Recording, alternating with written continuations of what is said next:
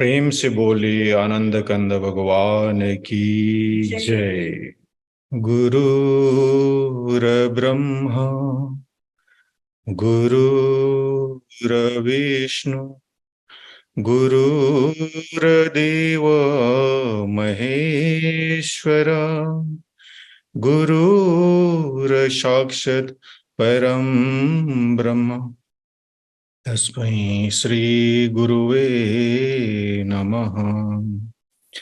बंधो गुरुपद कंज कृपा सिंधु नर रूप हरि महामोह तब पुंज जासु बचन रवि करनी कर अखंड मंडलाकारं व्याक्तमेनं चराचरं तत्पदं दर्शितं येनं तस्मै श्री गुरुवे नमः।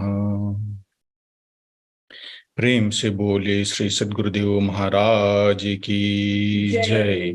आदि शक्ति श्री जगजननी माता जी की जय। परम संत श्री हंस जी महाराज की जय। सभी दिव्य परिवारों की जय। सभी पूजनीय संत महात्माओं की जय। सच्चे गुरु दरबार की जय। आज के इस यूई वीकली सत्संग में देश विदेश से उपस्थित सभी पूजनीय संत महात्मागण, प्रेमीगण एवं जिज्ञासु सभी को स्वागत और मेरा सादर जय श्री सच्चिदानंद। हमारे सभी इस्लाम धर्म मानने वाले भाई बहनों को बहुत बहुत ईद मुबारक। यूएई में हर्ष उल्लास से ईद का पर्व मनाया जा रहा है। आज हम लोग हर एक सप्ताह की तरह आज भी सत्संग में गोता लगाने के लिए उपस्थित हुए हैं, प्रेम भाव श्रद्धा से। लास्ट वीक हम लोग ने बैसाखी का पर्व भी मनाया और हमारे जो परम पूज्य सद्गुरुदेव महाराज जी और दिव्य परिवार का सत्संग प्रवचन का लाभ भी हमको मिला। तो चलिए ज्यादा विलंब न करते हुए आज का कार्यक्रम को शुरू करते हैं गुरु वंदना से। गुरु वंदना के लिए मैं अनुरोध करता हूं अंजिता लामा जी को। प्रेम से बोले श्री आनंद कंद भगवान की जय। उपस्थित सभी संत महात्माओं के चरणों में प्रणाम और सभी प्रेमियों का सादर जय सच्चिदानंद।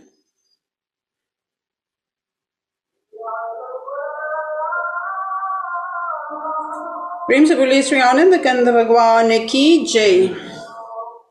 गुरुर् ब्रह्मा गुरुर्विष्णु गुरु ही देव महेश्वरा गुरुर् साक्षात् परम ब्रह्मा तस्मै श्री गुरुवे नमः। गुरु को कीजिए दंडवत कोटि कोटि प्रणाम। कीर्तन जाने भृंगी को गुरु कर ले आप समान। प्रेम से बोले श्री आनंद कंद भगवान की जय। आदि शक्ति श्री जगजननी माता जी की जय। सभी हंस महान विभूतियों की जय। सच्चे गुरु दरबार की जय। मानव धर्म की जय।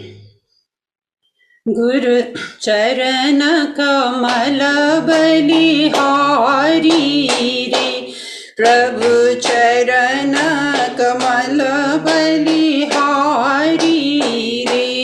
मेरे मन की दुविधा टारी रे।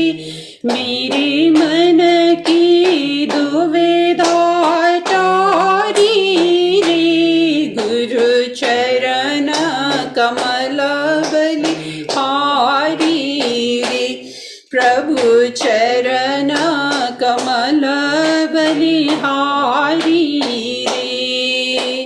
भव सागर में नीर पार, भव सागर में नीर अपार, डूब रहा नहीं मिले किनारा, डूब रहा नहीं मिले किनारा, पल में लिया उबारी रे गुरु, पल में लिया उबारी रे गुरु, चरण कमल बलिहारी रे प्रभु, चरण कमल बलिहारी रे।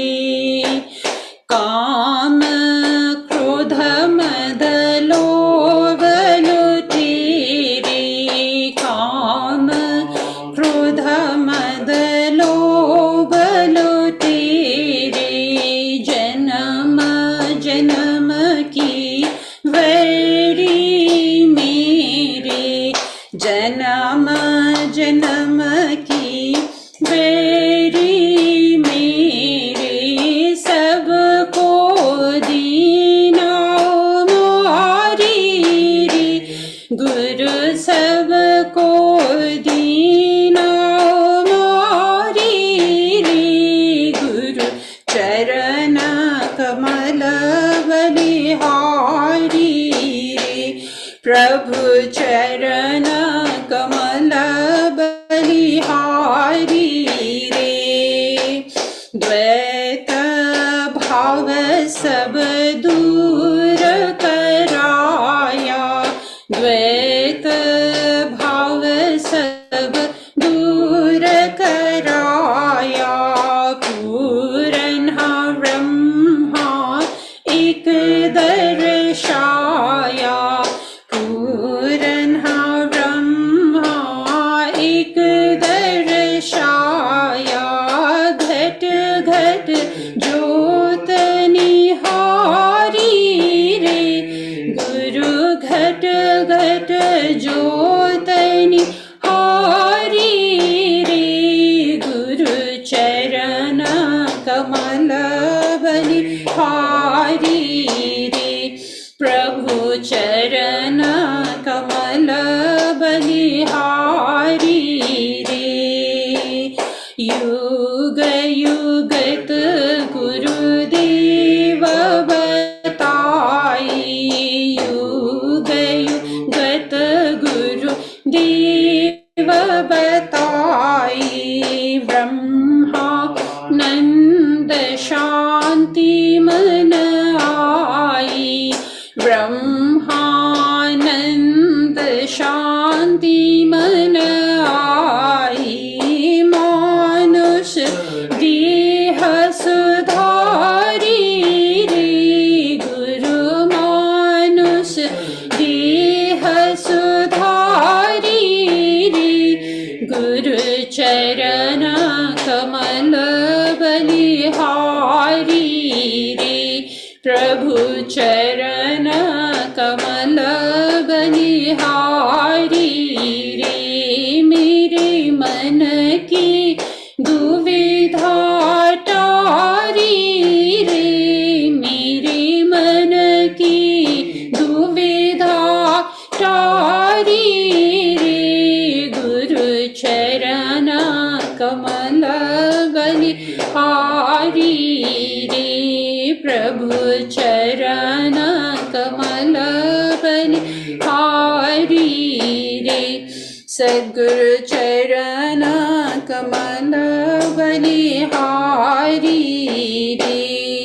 प्रेम से बोलिए आनंद कंद भगवान की जय। प्रेम से बोलिए आनंद कंद भगवान की जय। जीता जी को गुरु वंदना प्रस्तुति के लिए बहुत बहुत धन्यवाद। अभी सत्संग होगा। सत्संग के लिए मैं रिक्वेस्ट करता हूं हमारे पूजनीय महात्मा धरनी बाई जी को अपना सत्संग विचार हमारे समक्ष रखने के लिए।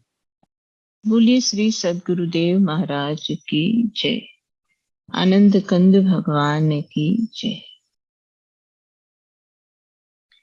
बंदो गुरुपद कंज कृपा सिंधु सुख धाम जगदीश्वर प्रभु हंस को कोटि कोटि प्रणाम।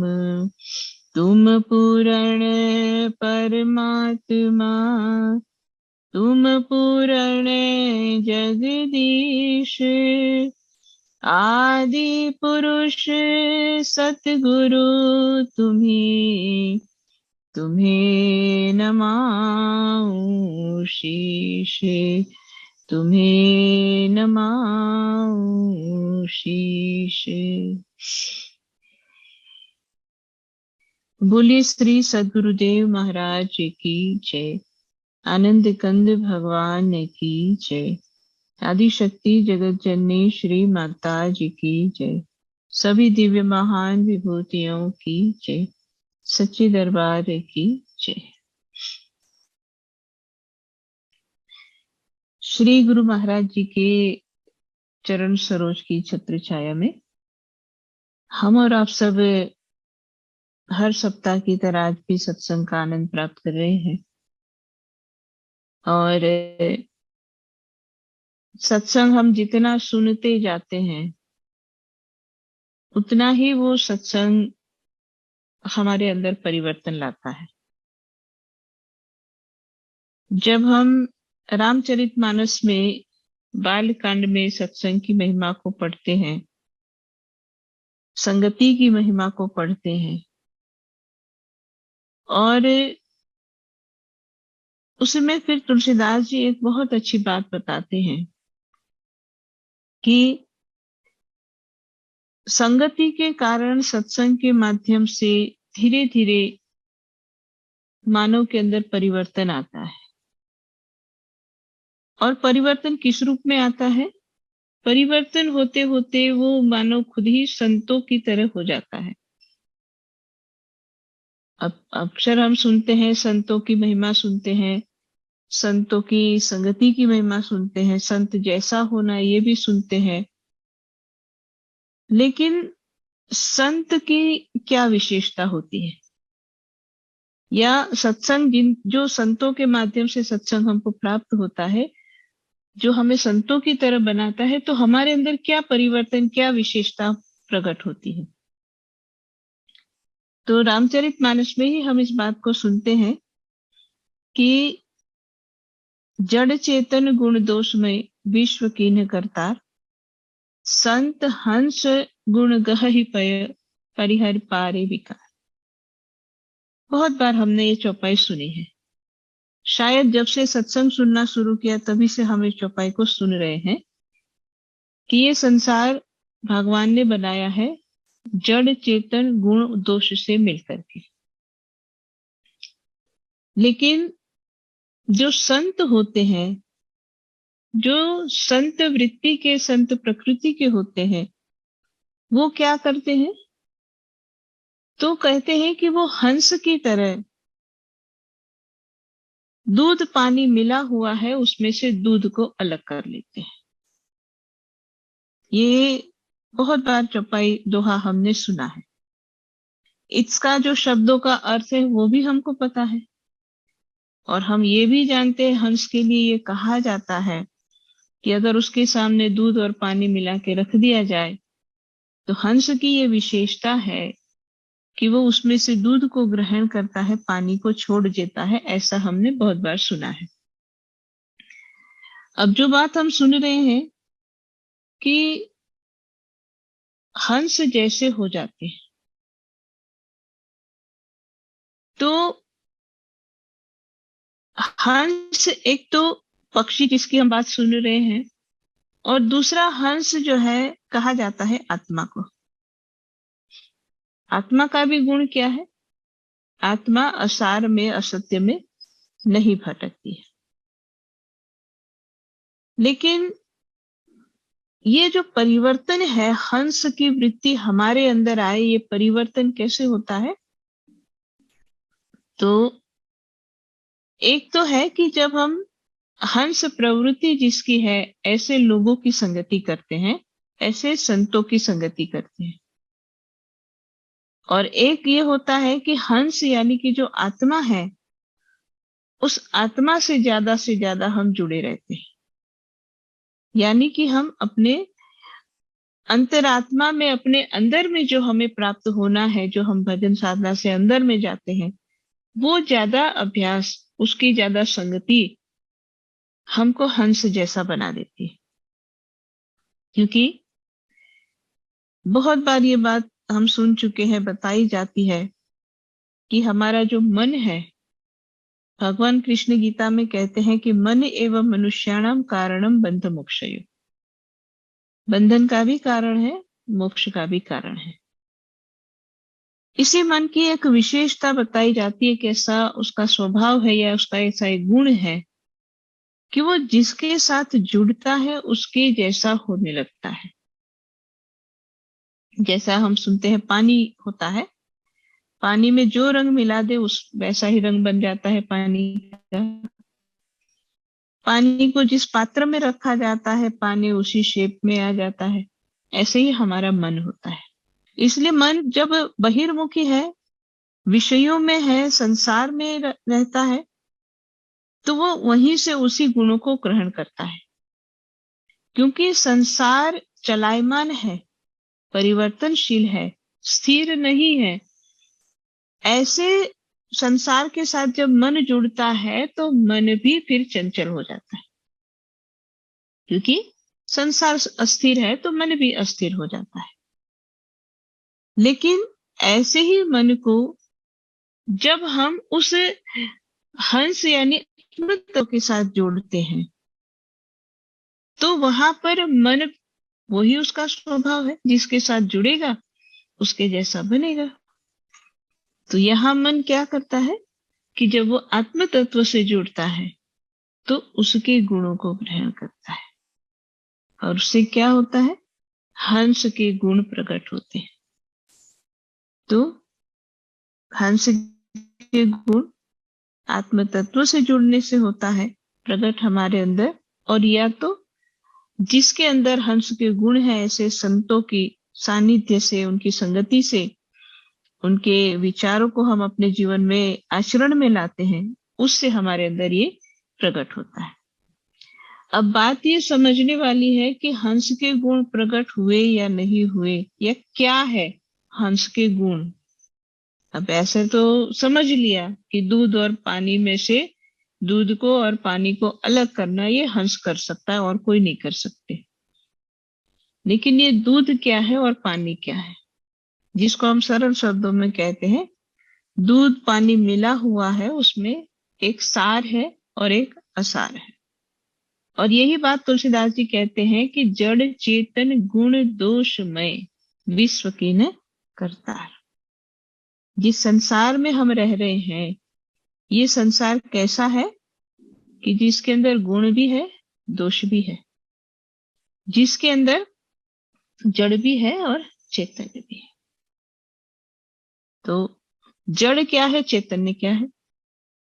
अब ये जड़ चैतन्य में हम जब हंस प्रवृत्ति के होते हैं तो जड़ की तरफ नहीं जाएंगे, हम चैतन्य की तरफ जाएंगे। यानी हमारा मन, हमारा विचार और हमारी वृत्तियां चैतन्य के साथ जुड़ी रहे, जड़ की तरफ ना जाए। ये हंस का गुण है। अब जड़ क्या है, संसार में चैतन्य को छोड़ करके जो भी है सब जड़ है। अब चैतन्य क्या है, चैतन्य हमारी आत्मा है, प्राण शक्ति है, परमात्मा है, वह चैतन्य। जैसा हम पढ़ते हैं रामचरितमानस में ही उत्तरकांड में ये बताया जाता है, ईश्वर अंश जीव अविनाशी चेतन अमल सहज सुख रास। कि ईश्वर चैतन्य है और इसलिए उनका अंश जो हम आत्मा रूप में है वो चैतन्य है। तो हमारे अंदर जब हंस वृत्ति आती है तो हमारे अंदर ये भेद हो गया स्पष्ट कि चैतन्य और जड़। तो हम चैतन्य के साथ जुड़ेंगे, उसी के लिए जिएंगे, उसी के साथ रहते हुए जिएंगे, ना कि जड़ के लिए। तो हंस वृत्ति आने पर हमारा मन ज्यादा अंतर्मुख रहता है। ऐसा नहीं है कि संसार के काम नहीं करता है, करते हैं, सब कुछ चलता है, लेकिन अब हमारे अंदर एक विशेषता आ गई, हंस की तरह हम सार को ग्रहण करेंगे। तो एक तो ये हो गया गुण दोष जड़ चेतन में। फिर हंस की वृत्ति आती है तो दूसरा क्या होता है, सार को ग्रहण करने की हमारे अंदर क्षमता आ जाती है। संसार के अंदर सभी जगह जड़ चेतन की तरह गुण और दोष भी है, लेकिन हंस वृत्ति आने पर हम गुणों को ग्रहण करते हैं।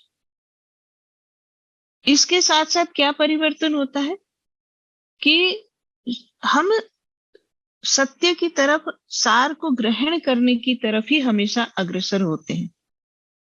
जो असार है, जो असत्य है, उससे हम धीरे धीरे अपने आप को दूर कर लेते हैं।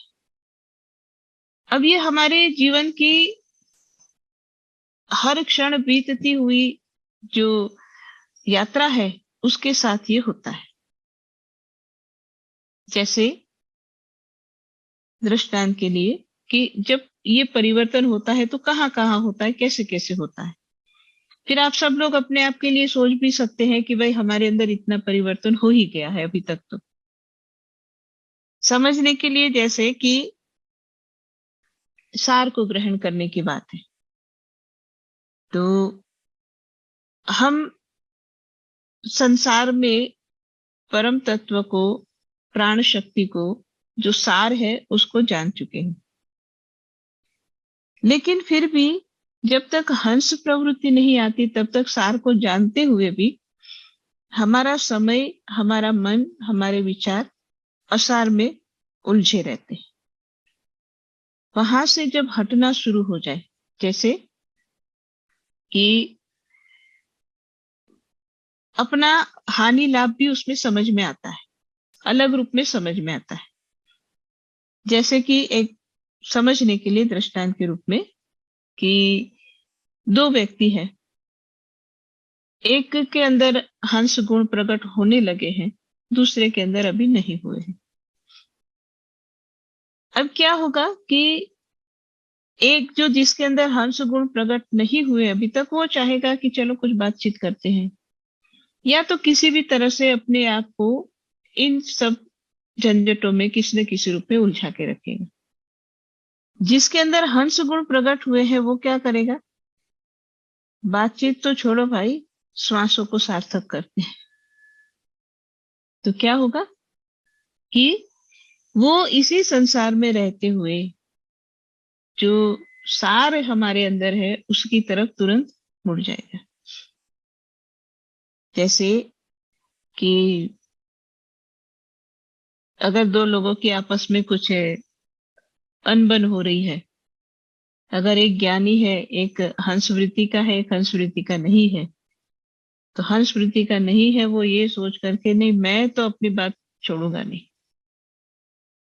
लेकिन जिसके अंदर हंस वृत्ति है वो सोचेगा कि भाई ये सारी झंझट में नुकसान तो मेरा ही हो रहा है, एनर्जी मेरी खराब हो रही है, श्वासा मेरी व्यर्थ जा रही है, इन सब में क्यों उलझना है।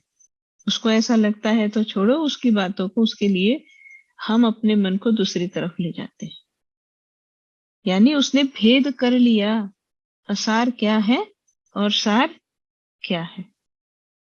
ऐसे जीवन की हर एक बातों में होता है, क्योंकि हम सुबह उठे तब से दिन भर कितने सारे काम करते हैं, कितने सारे हमारे जीवन में घटनाएं बनती हैं।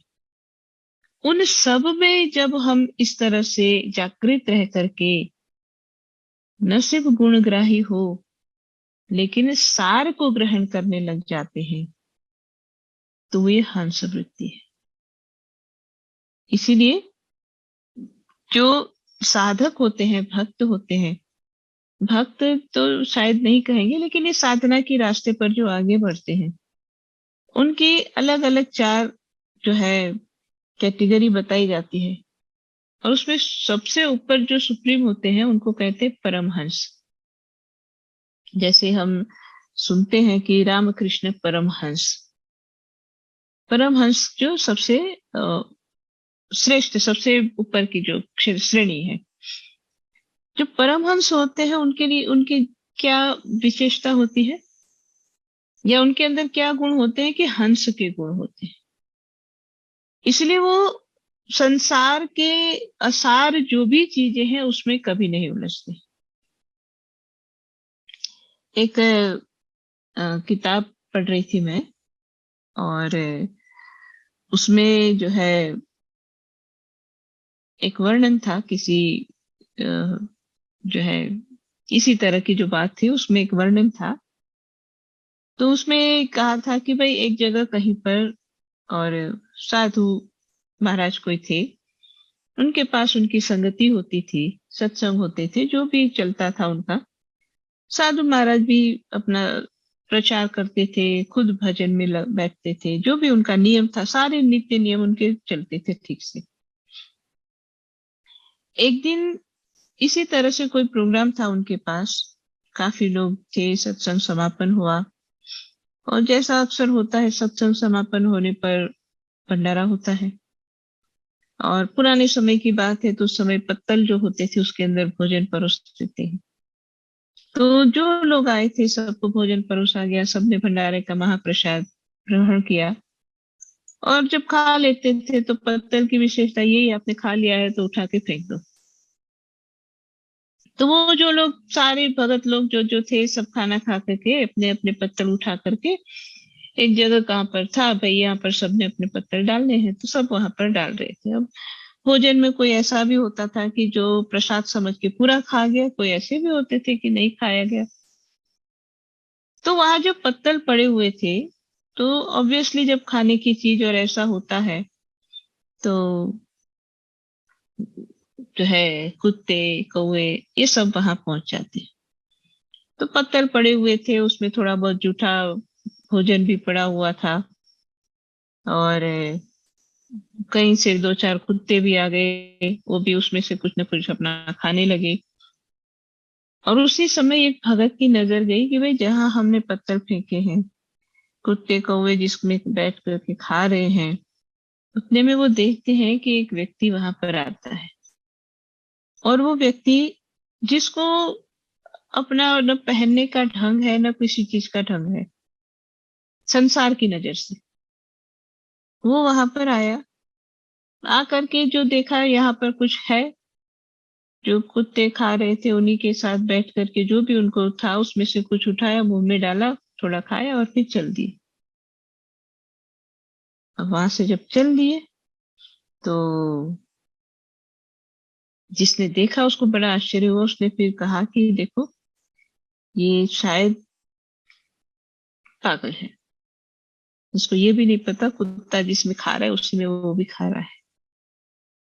और फिर चला गया। उसको बुला भी रहे हैं तो यहाँ बैठ के खाओ, तो उसको सुन ही नहीं रहा, वो चला गया। लगता है तो पगला गया है। लेकिन जब जो जिनके यहाँ ये प्रोग्राम हो रहा था, साधु महाराज जो थे, उनको ये बताया, उन्होंने जब देखा तो फिर कहा कि भाई ये वो पगला नहीं गए हैं, पागल हम हैं, वो परमहंस है। क्योंकि उनको अपने जीवन में लक्ष्य जो सार है उसको पाना है, इसलिए वो और किसी की तरफ ध्यान नहीं देते। जी रहे हैं, शरीर है, श्वास चल रहे हैं, जी रहे हैं, लेकिन सिर्फ सार की तरफ ध्यान देते हैं। इसलिए जो हम सुनते हैं कि मानसरोवर में हंस, वो क्या करते हैं, तो कहते हैं कि सिर्फ मोतियों का जो है वो मोतियों को ग्रहण करते हैं। और ऐसा भी हमने सुना है किसी के माध्यम से, हालांकि गए तो नहीं है हम कभी मानसरोवर, कहीं सुना है इस तरह की बात कि वहां पर अगर इतना स्वच्छ जल है वहां पर कि किसी तरह की कोई उसमें वो नहीं है गंदगी, लेकिन कहते हैं कि अगर कोई उसमें कुछ एक तिनका भी उठा करके वो पानी में डाले तो उस पानी में जो पक्षी है मानसरोवर में, वो उसको उठा करके बाहर फेंक देता है, यानी कुछ भी गंदगी नहीं चलती है। तो कहने का भाव यह है कि ये जो कहा जाता है कि वो मोतियों को ही ग्रहण करते हैं, हालांकि मोती कोई खाने की चीज नहीं है, लेकिन मोती का अर्थ होता है कीमती। और हम सब जानते हैं संसार में सबसे कीमती कोई चीज है तो है हमारी श्वासें। धन अपनी जगह होगा और कीमती चीजें अपनी जगह होगी, सोना अपनी जगह है, हीरा अपनी जगह है, लेकिन सांसों की बराबरी में कुछ भी नहीं है। तो हंस वृत्ति यानी जो सबसे कीमती है उसी को ग्रहण करो, तिनकों को फेंको, तिनकों में मत उलझो, तिनकों के कारण अपने अंदर के पानी को गंदा मत होने दो। ये हंस है। तो क्या करते हैं कि नाम रूपी मोती को ही वो ग्रहण करते हैं। सबसे कीमती है नाम और श्वासें। श्वासों में रमा नाम सबसे कीमती संसार की, जिसकी कोई कीमत दे ही नहीं सकता है, उतना कीमती।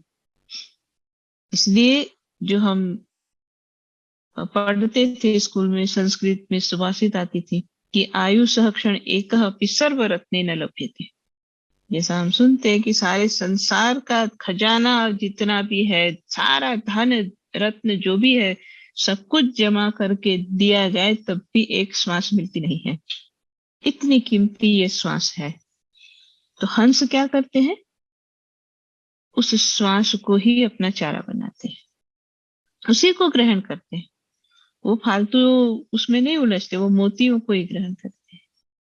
तो जब हंस वृत्ति मानव के अंदर आती है, तो जैसे हम राजा जनक के लिए सुनते हैं, कथा कहानी जो सुनते हैं उनकी, कि राजा जनक जो राजा है लेकिन उनका मन सिर्फ श्वास रूपी मोती में लगा है, संसार की वस्तुओं के पीछे। अब संसार की वस्तुएं तिनके की समान है और श्वास का जो नाम का जो मोती है वो सबसे श्रेष्ठ है।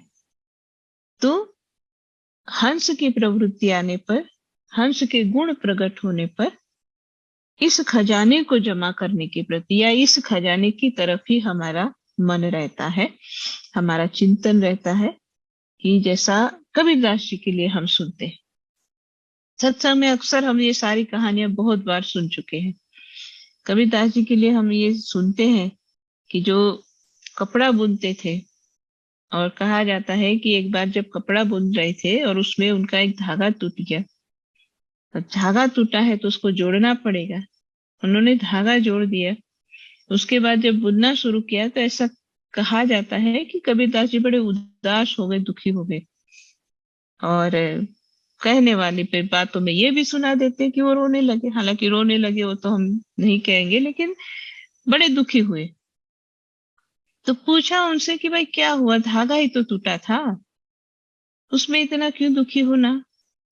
तो क्या कहते कबीरदास जी, अब सबने सुना है कि कबीरदास जी ये कहते हैं कि धागा टूटा उसका दुख नहीं है, लेकिन उस टूटे हुए धागे को जोड़ने में मेरी एक श्वास बिना नाम के चली गई, इसका दुख है।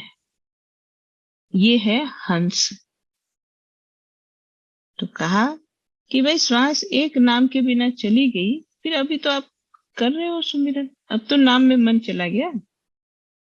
तो कहा वो तो बात ठीक है, लेकिन जो श्वास बिना नाम की गई अगर वही आखिरी होती तो।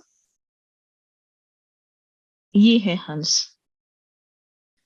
तो जो हम सुनते हैं, सुनने के लिए जो बात समझ में आती है कि दूध और पानी को अलग कर देता है हंस, लेकिन जब हम अपने जीवन के अंदर उसको उतारते हैं तो, क्योंकि दूध में जब पानी मिल जाता है तो कैसे उसको अलग कर सकते, क्योंकि दूध भी लिक्विड है, पानी भी लिक्विड है। ऐसे मिल गए दोनों कि अलग कैसे करेंगे। हंस का गुण आने पर इसी तरह से संसार में जीवन जीते समय माया हमारे अंदर इस तरह से मिल जाएगी कि हम सोचेंगे, हम भ्रम में रहेंगे। जैसे अलग रूप में उसको समझे तो एक तरह के हम भ्रम में रहेंगे कि हम बहुत अच्छा कर रहे हैं, लेकिन उसके अंदर सूक्ष्म रूप में अगर माया बैठी होगी वो हमको नहीं दिखती है। वो जब दिखने लगती है तो हम हंस वृत्ति के हैं। क्योंकि इतना, मतलब जैसे दूध में पानी मिलने का अर्थ होता है, इतना वो मिंगल हो जाती है सारी चीजें हमारे अंदर कि कभी हम समझ भी नहीं पाते हैं कि ये सही है या गलत है, या कभी हम ये भी नहीं भेद कर पाते हैं कि मेरे लिए सही है या नहीं है। तो अगर इस तरह से देखने जाते तो जीवन के अंदर कितनी सारी ऐसी बातें हैं।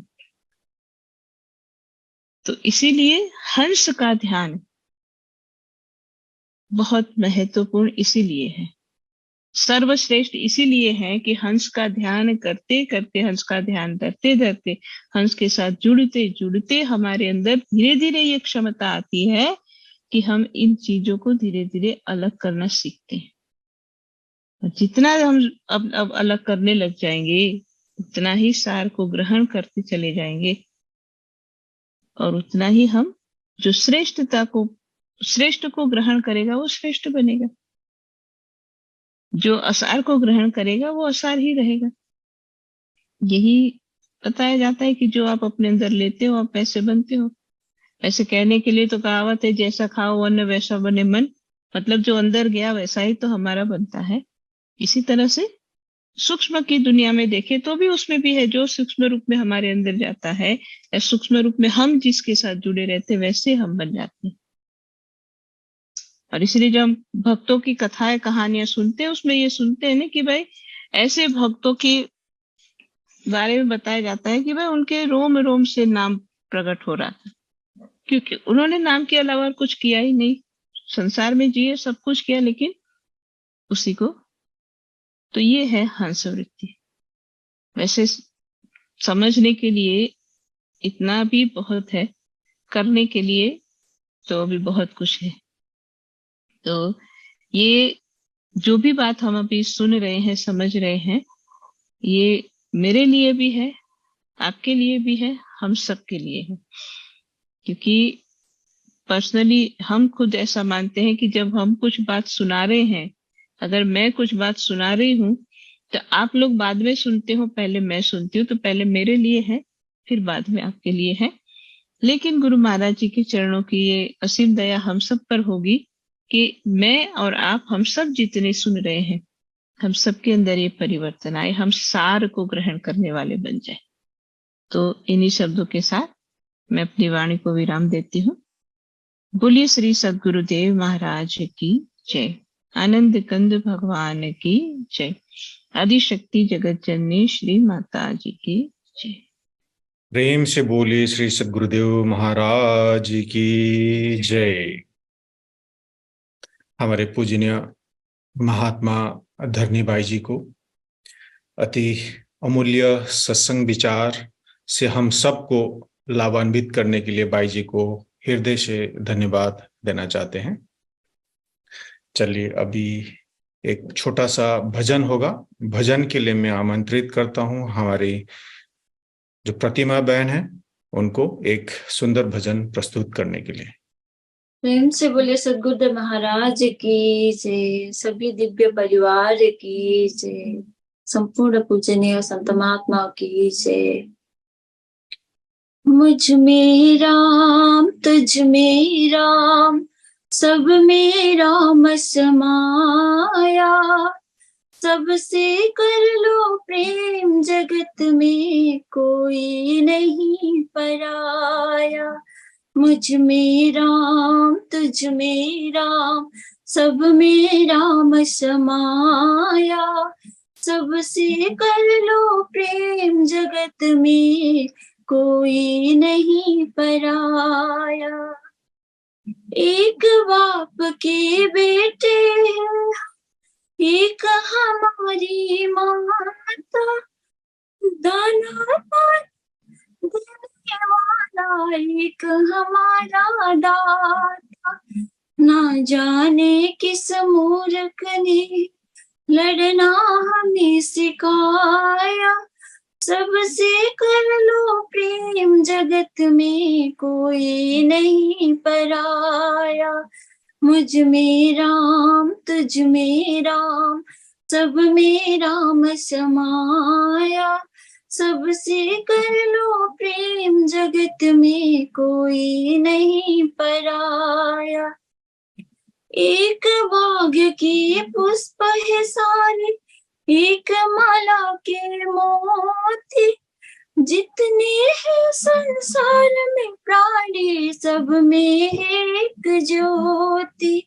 ना जाने किस कारीगर ने ये संसार बनाया।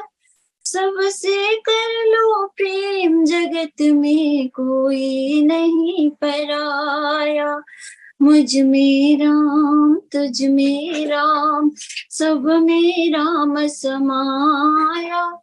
सबसे कर लो प्रेम, जगत में कोई नहीं पराया। ऊंच नीच और भेदभाव की दीवारों को तोड़ो। बदला जमाना तुम भी बदलो, बुरी आदत को छोड़ो। जागो और जगाओ सबको, समय है आया। सबसे कर लो प्रेम, जगत में कोई नहीं पराया। तुझ में राम मुझ में राम, सब में राम समाया।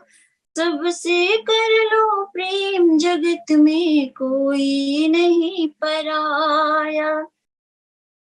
कण कण में जो प्रतिबिंब है, ब्रह्मा तुम्हारी छाया। किस किस में तुम बैर करोगे, कोई नहीं पराया। सत्य नाम के बोध कराने सतगुरु यहाँ है आया। सबसे कर लो प्रेम, जगत में कोई नहीं पराया। मुझ में राम तुझ में राम, सब में राम समाया। सबसे कर लो प्रेम, जगत में कोई नहीं पराया। सबसे कर लो प्रेम, जगत में कोई नहीं पराया। सबसे कर लो प्रेम, जगत में कोई नहीं पराया। प्रेम से बोले सद्गुरुदेव महाराज की जय।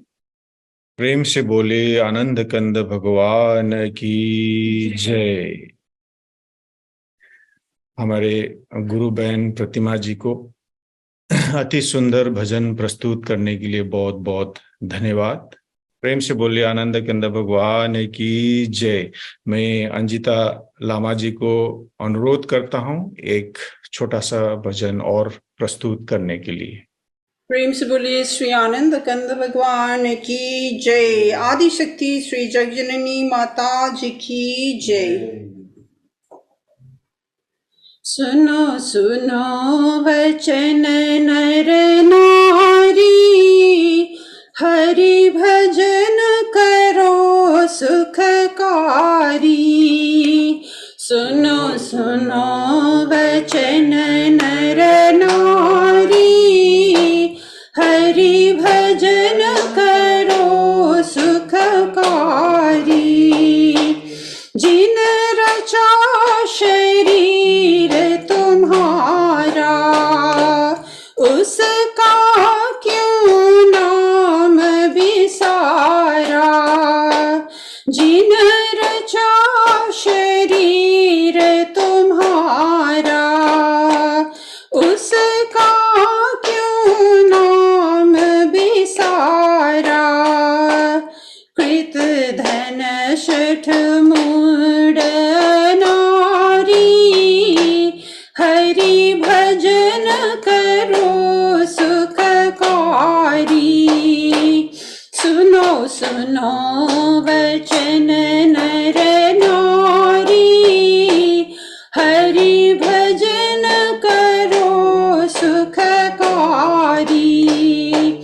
खाना पीना सो जाना, सब काम है पशु समाना। खाना पीना सो जाना, सब काम है पशु समाना। क्यों देह मनुष्य की धारी, हरि भजन करो सुखकारी। सुनो सुनो वचन नर नारी, हरि भजन करो सुखकारी। क्या गर्व करे मन माही, तुझे काल पकड़ ले जाए। क्या गर्व करे मन माही, तुझे काल पकड़ ले जाए। फल छिन की लगे नहीं वारी, हरि भजन करो सुखकारी। फल छिन की लगे नहीं वारी, हरि भजन करो सुखकारी। सुनो सुनो वचन नर नारी, हरि भजन करो सुखकारी। विषयों से मन को मोड़ो, हरि चरण कमल सित जोड़ो। विषयों से मन को मोड़ो, हरि कमल सित जोड़ो। ब्रह्मानंद मीटे भय भारी, हरि भजन करो सुखकारी। ब्रह्मानंद मीटे भय भारी, हरि भजन करो सुखकारी। सुनो सुनो वचन नर नारी, हरि भजन करो सुखकारी। हरि भजन करो सुखकारी। प्रेम से बोले श्री आनंद कंद भगवान की जय। प्रेम से बोलिए आनंद कंद भगवान की जय। अंजिता जी को बहुत बहुत धन्यवाद। आप सभी जानते हैं कि हमारी जो समिति की फेसबुक पेज मानव धर्म और यूट्यूब चैनल मानव धर्म, उसमें भी बहुत सारे हमारे सद्गुरुदेव श्री सतपाल जी महाराज जी का प्रवचन अवेलेबल है। आप उस यूट्यूब चैनल को भी जाके आप सब्सक्राइब करके प्रवचन का लाभ ले सकते हैं। अभी हमारी पूजनीय महात्मा अंगिरा बाई जी ज्वाइन हो चुकी है। मैं बाई जी को अनुरोध करता हूं अपना सत्संग विचार हमारे समक्ष रखने के लिए। अखंड मंडलाकारं व्याप्तं येन चराचरं तत्पदं दर्शितं येन तस्मै श्री गुरवे नमः। गुरुर्ब्रह्मा गुरुर्विष्णु गुरुर्देवो महेश्वर गुरुर्साक्षात् परम ब्रह्म तस्मै श्री गुरवे नमः। नमो नमो मातेश्वरी नमो नमो जगदम्ब भक्त जनों के कार्य को माँ करती नहीं विलम्ब। बोलिए श्री सतगुरुदेव महाराज की जय। आदिशक्ति जगत जननी श्री माता जी की जय। सत्य सनातन धर्म की जय। सांचे दरबार की जय। परमाराध्य श्री अमृता माता जी की जय।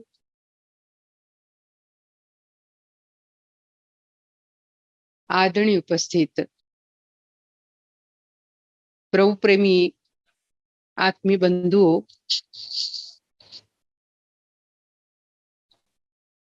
हर शुक्रवार की तरह आज भी यूएई के इस वीकली सत्संग जिसे हम जूम के द्वारा श्रवण करते हुए अनेक सुंदर सुंदर भजन और सत्संग से लाभ प्राप्त कर रहे थे। पिछले शुक्रवार को हम सभी लोग जानते हैं कि बैसाखी का जो 3 दिन का कार्यक्रम था, जिसमें श्री गुरु महाराज जी और सभी दिव्य विभूतियों के दर्शनों से, उनके प्रवचनों से और 15 तारीख को जो हमारे परम पूज्य प्यारे श्री अयांश जी महाराज के जन्मोत्सव से हम सभी लोगों ने लाभ लिया। जो वहां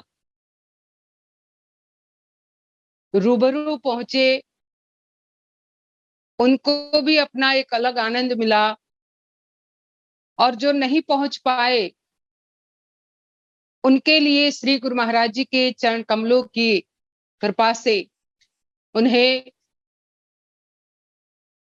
लाइव सत्संग और लाइव प्रोग्राम का आनंद मिला। ये भी गुरु महाराज जी की ही हम भक्तों पर एक करुणा भरी दृष्टि है कि उन्होंने इस टेक्निकल वर्ल्ड में टेक्नोलॉजी को सही उपयोग में लेते हुए भक्तों के लिए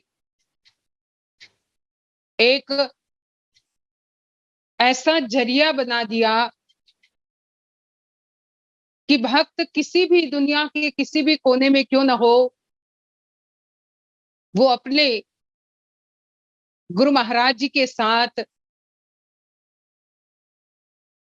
लाइव प्रोग्राम देखते हुए कनेक्ट रह सकता है। और जीवन में कनेक्शन ही काम करता है। जीवन में भी क्या, संसार में हर चीजों में कनेक्टेड होना बहुत जरूरी होता है।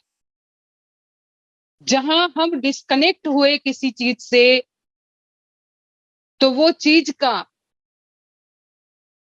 हमें पूरा पूरा लाभ नहीं मिल सकता। लेकिन जैसे ही कनेक्ट हुए, अब मन और आत्मा का भी अपना एक कनेक्शन ही है। यहाँ पर सत्संग सुनते हुए भी मन और इस सत्संग का अपना एक कनेक्शन है। इस जूम को जोड़ने के लिए भी एक कनेक्शन लिंक के द्वारा कनेक्शन ही है। हर चीज में कनेक्शन काम करता है और यही ज्योत को प्रकट करता है। कनेक्शन ही मन में शांति का अनुभव करा सकता है।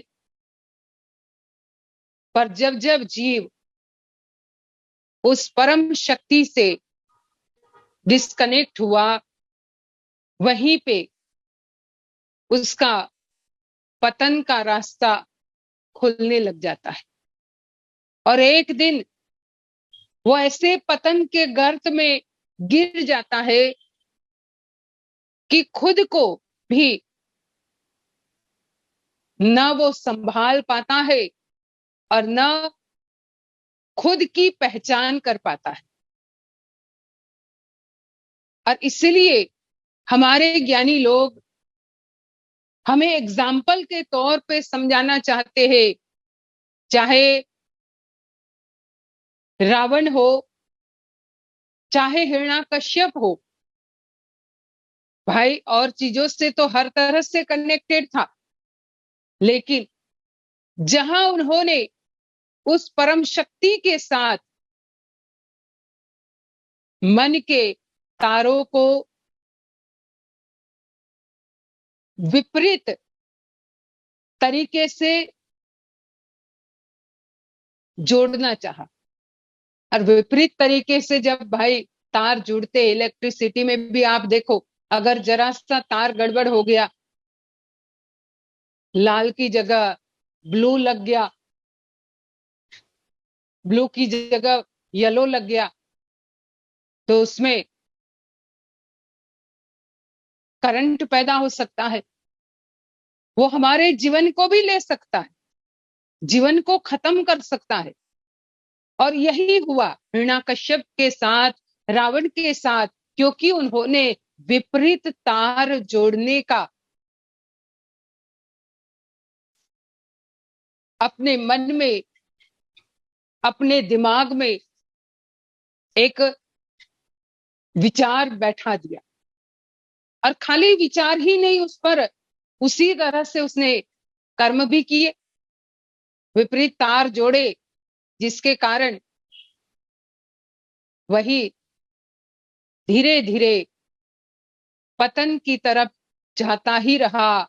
और एक समय ऐसा आया कि उनके जितने अपने थे, चाहे विभीषण जी थे, चाहे उनकी अपनी पत्नी मंदोदरी थी, चाहे उसका अपना नाना था माल्यवान जी, चाहे जितने भी उसके आसपास उसके हितैषी थे, जो उसके शुभ चिंतक थे, उसका शुभ, उसका हित चाहते थे, वो भी उनसे धीरे धीरे करते करते अलग होते गए। उन लोगों ने समझाया भी बहुत, पर फिर भी एक बार इस मन के, इस दिमाग के विचारों में वो विपरीतता उत्पन्न हो जाती है, उसे फिर निकालना बड़ा कठिन है। और इसलिए हमारे ज्ञानी लोग कहते हैं कि हमेशा सत्संगति को अपनाना है, क्योंकि सत्संगति खराब विचार दिमाग में प्रवेश होने ही नहीं देती। संगत जिसका इतना महत्व बताया, कहा संगत कीजे साध की, जिनका पूरा मन अन तोले ही देते है, नाम सरीखा धन। सत्संग वो सीढ़ी है जिसमें जैसे जैसे हम चढ़ते जाते हैं, वैसे वैसे दुनिया की इस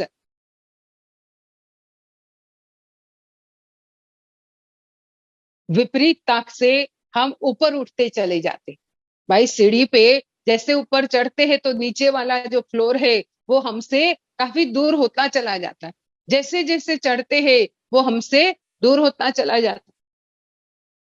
इसी तरह से सत्संग की भी सीढ़ी है, जिस पर जैसे जैसे हम चढ़ते चले जाते हैं तो धीरे धीरे हमारे मन में, दिमाग में जो गंदगी भरी हुई है वो हमसे, हमारे पीछे छूटती चली जाती और हम अपने अध्यात्म के पथ पर आगे बढ़ते चले जाते हैं, ऊपर उठते चले जाते हैं।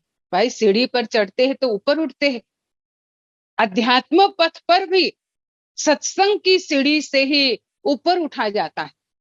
जितना व्यक्ति उस सीढ़ी पर और आगे बढ़ता चला जाता है तो वो अध्यात्म के और करीब, अध्यात्म के और नजदीक पहुंच जाता है। और इसीलिए ही जीवन में सत्संगति का महत्व है। हमारे ज्ञानियों ने कहा कि सत्संगत दुर्लभ संसारा, निमिष दंड भरी एकहु बार। सत्संग बड़ा ही दुर्लभ है। निमिष मात्र का सत्संग भी हमारे जीवन को बदल सकता है, हमारे जीवन में विचारों में परिवर्तन ला सकता है, हमारे कर्मों में परिवर्तन ला सकता है। क्योंकि जहां विचारों में परिवर्तन आया तो कर्म अपने आप ही हमारे परिवर्तित हो जाएंगे। भाई जैसे विचार होते हैं वैसे ही तो व्यक्ति कर्म करता है। तो जैसे ही हमारे विचारों में परिवर्तन आया तो कर्मों में अपने आप बदलाव आना शुरू हो जाता है। और जैसे ही व्यक्ति अपने कर्म सही रास्ते पर सही ढंग से करता चला जाता है तो वहां फिर उसे एक अखंड आनंद का हृदय में अनुभव होता है। और यही हमें भी अपने जीवन में सत्संगति के द्वारा सीखने की जरूरत है। हमें सत्संग बार बार यही समझाता है, बार बार हमारे ज्ञानियों ने कहा कि संगत से गुण उपजे, संगत से गुण जाए, बांस फांस और मिश्री एक ही भाव बिकाए। संगत हमारे जीवन में बहुत असर करती है। पहले तो जैसे ही ज्ञानियों की, साधु संतों की संगत हुई, अपने आप कुसंगत से हम हटते चले जाएंगे। जिसके लिए कहा सत्संगत्वे निःसंगत्वम, निःसंगत्वे निर्मोहत्वम, निर्मोहत्वे निश्चल तत्वम और निश्चल तत्वे जीवन मुक्त। सत्संग के द्वारा अपने आप कुसंगति से हम बच जाते। भाई जितनी देर यहाँ बैठे हुए सत्संग के इस प्लेटफॉर्म में, उतनी देर हम और कोई कुसंग नहीं कर रहे, कोई गलत थॉट हमारे अंदर नहीं आ रहा है, क्योंकि हमारा टोटली कंसंट्रेशन इस जूम के सत्संग के प्लेटफॉर्म पर है। तो अपने आप व्यक्ति को संगति से बच जाता है और तब फिर सत्संग से ही निर्मोहत्व, निर्मोहत्व मतलब मोह से मुक्त होने वाला जो मार्ग है, जो निर्मोहीपन है, जो हमारे ऋषियों ने, हमारे साधकों ने हजारों हजार साल तप करने के बाद प्राप्त किया, वही निर्मोही अवस्था जीव सत्संग से प्राप्त कर सकता है। और जब निर्मोही रहता है तो वो स्थिर भी रह सकता है, क्योंकि मोह ही हमें चंचल बनाता है। मोह ही हमें एक जगह पर बैठने नहीं देता, मोह हमें अस्थिर करता रहता है। मोह, जिसके लिए कहा मोह सकल व्याधिन कर मुला, तिन ते उपजय ही बहु सुधा। मोह हर व्याधियों की, हर रोगों की जड़ है, मूल है। उससे और अनेक प्रकार के रोग, अनेक प्रकार के क्रोध, काम, ईर्ष्या, द्वेष, झूठ, कपट, चोरी, ये सब मोह से उत्पन्न होता है। ये सब उसकी डालियां है, ये सब उसके पत्ते हैं मोह मूल है, जड़ है। अगर इसे ही हमने काट दिया तो भाई फिर डालियां कहाँ से उगेगी? मूल है, तभी तो उसमें से वृक्ष की डालियां पनपती है। अगर उसको मूल से ही खत्म कर दो तो फिर वो डालियां उगेगी ही नहीं। तो मोह, जो मूल रूपी मोह है, उसे सत्संगति के द्वारा खत्म किया जाता है। और जब निर्मोही पना व्यक्ति के जीवन में आता है तो वो स्थिरता को प्राप्त होता है, निश्चल तत्व। उस निश्चल तत्व में, जो तत्व जिसका अपने आप में हमेशा आनंद और स्थिरता का स्वभाव है, वो तत्व जिसमें केवल सुख ही सुख समाया हुआ है, जिसके लिए कहा न सुखी कोई वेद पुराण पढ़े, न सुखी कोई ऊंची चिनाई अटा, न सुखी कोई जंगल बास करे, न सुखी कोई शीश बढ़ाई जटा। दिन चार खिलावन के तुलसी, ये नाहक है सब ठाठटा। सुख चाहो अगर हरि नाम भजो, नहीं आए के एक दिन काल डटा। तो सुख जो है वो उस निश्चल तत्व में समाया हुआ है।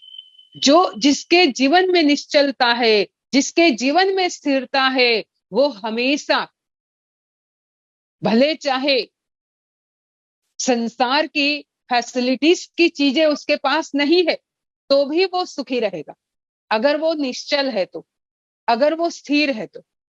पर अगर स्थिरता ही नहीं है तो भले अनेक प्रकार की फैसिलिटीज के बीच में रहा हुआ जीव, पर वो बेचैन ही रहेगा। तो निश्चल तत्व वो उस निर्मोही अवस्था के बाद व्यक्ति प्राप्त करता है। और जब निश्चलता को प्राप्त कर लिया तो कहा निश्चल तत्वे जीवन मुक्त। निश्चल तत्व से ही जीवन से मुक्त व्यक्ति जीवन में रहते हुए भी, जीवन जीते हुए भी, जीवन में सब संसार के हर प्रकार के भौतिक कर्म करते हुए भी वो मुक्त रहता है। वही अवस्था तो अभी भाई जी बता रहे थे, रामकृष्ण परमहंस की थी। वो जीवन मुक्त थे, लेकिन वो जीवन मुक्त हुए कैसे? तो उस निश्चल तत्व, उस निश्चलता को प्राप्त करके। अगर हम भी अपने जीवन में वही निश्चलता, वही स्थिरता, उसका अभ्यास करेंगे, क्योंकि एक बार में वो नहीं आएगी। हम सोचे कि आज हमने सत्संग सुन लिया, हमने पिछले शुक्रवार को भी सुन लिया था, तो निश्चलता आ जाएगी। या हम सोचे कि हम 15 मिनट ध्यान में बैठे थे आज, तो निश्चलता आ गई। नहीं, वो एक बार में नहीं आती। रामकृष्ण परमहंस को भी उसके लिए सतत प्रयत्नशील रहना पड़ा। माना जाता है कि उनके जीवन की यही एक प्रसंग आता है कि जब वो एक तांबे का लोटा था, रोज उसको घिसते थे। किसी उनके सेवक ने पूछा कि महाराज रोज इसे क्यों घिसना पड़ रहा, इतना तो ये चमक ही रहा। तब रामकृष्ण परमहंस कहने लगे कि अगर इसे रोज नहीं घिसा गया, रोज साफ नहीं किया गया, तो अगर एक दिन मैं ऐसे ही छोड़ दूंगा, उसमें तांबे में वैसे भी दाग दाग से पड़ जाते। कहा एक दिन अगर मैंने नहीं साफ किया तो इसमें दाग पड़ जाएंगे। भाई, अध्यात्म पथ के राही को इससे बड़ी और शिक्षा क्या हो सकती है? यही तो सबसे बड़ी शिक्षा है कि हम सतत प्रयत्नशील रहते हुए उस निश्चल तत्व को अपने जीवन में अनुभव करें। अनुभव करेंगे तभी हम भी जीवन मुक्त अवस्था को प्राप्त कर पाएंगे। और वही हमें सत्संग बार बार सिखाता है। इसलिए हर शुक्रवार को यहाँ सत्संग होता है।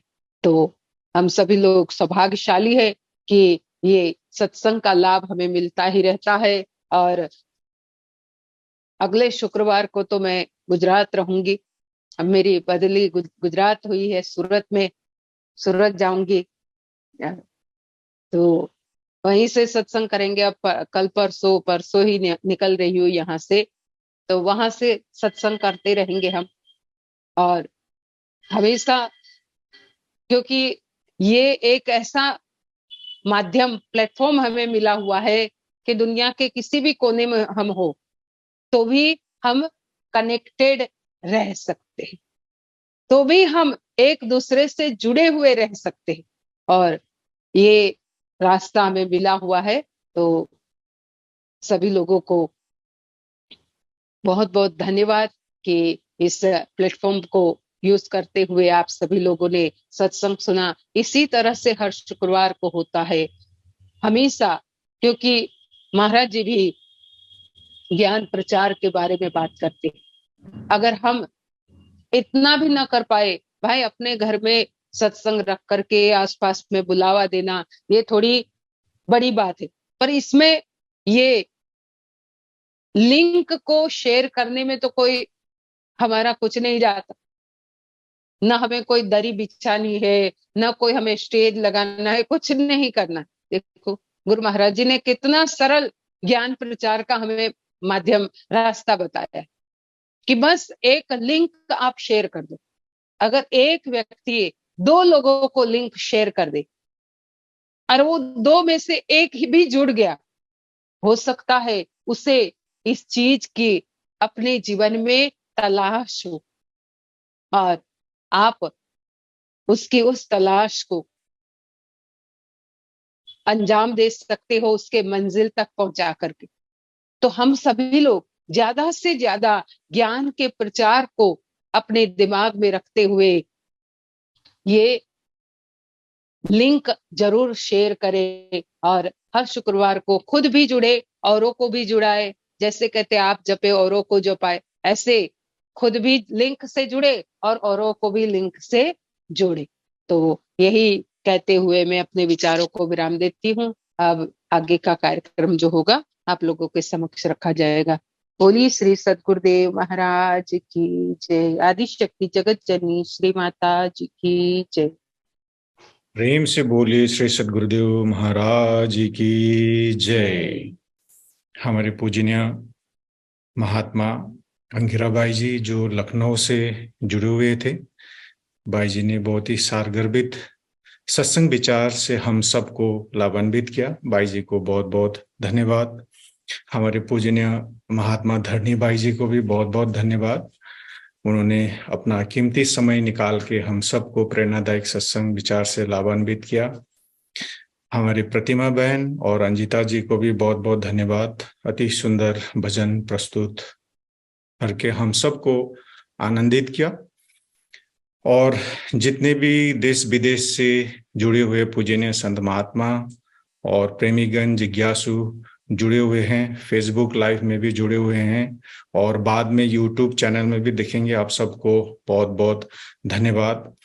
जैसे भाई जी ने कहा कि हमारी ये वीकली सत्संग जिस लिंक से आप जुड़े हुए हैं, हमारे every Friday Dubai time 8 PM से स्टार्ट होता है। वो सेम लिंक यूज करके आप इस सत्संग का लाभ ले सकते हैं और इस सेवा का भी आप लाभ ले सकते हैं। एक और बात आपको कहना चाहता हूं, अगर कोई भजन का सेवा करना चाहता है, भजन गाना चाहता है इस सत्संग में, इस वीकली सत्संग में, तो आप जरूर मुझसे आप कांटेक्ट रख सकते हैं। मुझे बताइए अगर आप कोई इंटरेस्टेड है भजन गाने के लिए, तो आपको बहुत बहुत वेलकम है, स्वागत है। वो भी एक सेवा है।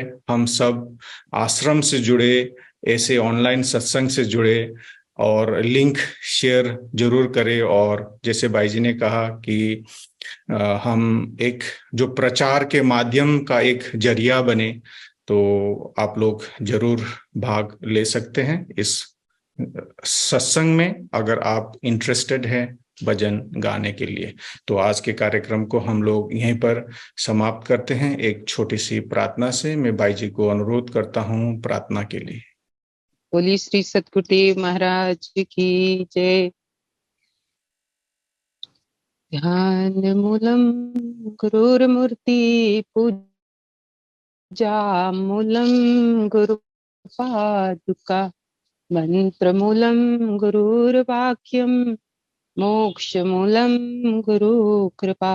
त्वमेव माता च पिता त्वमेव त्वमेव बन्धुश्च सखा त्वमेव त्वमेव विद्या द्रविणं त्वमेव त्वमेव सर्वं मम देव देव त्वमेव सर्वं मम देव देव त्वमेव सर्वं गुरुदेव देव। भक्तिदान मोहि दीजिए गुरुदेवन के देव, और नहीं कछु चाहिए निश दिन चरणन से। बार बार वर मांगहूँ हर्ष देहु श्रीरंग, पद सरोज अन पायनी भक्ति सदा सत्संग। आज भी आपका आश्रा कल भी आपकी आस, घड़ी घड़ी माशरा शरण पड़ा है दास। हे मेरे गुरुदेव, आप सर्व समर्थ हो, आप सब कुछ कर सकते हो। हम आपकी शरणागत है, आप हमारी लाज रखें, प्रभु हमारी रक्षा करें। बोली श्री सद्गुरुदेव महाराज की जय। आदि शक्ति जगत जननी श्री माता जी की जय। परमाराध्य श्री अमृता माता जी की जय। सभी महान दिव्य विभूतियों की जय। सांचे दरबार की जय। सत्य सनातन धर्म की जय। थोड़ी देर सभी लोग नाम का स्मरण करें।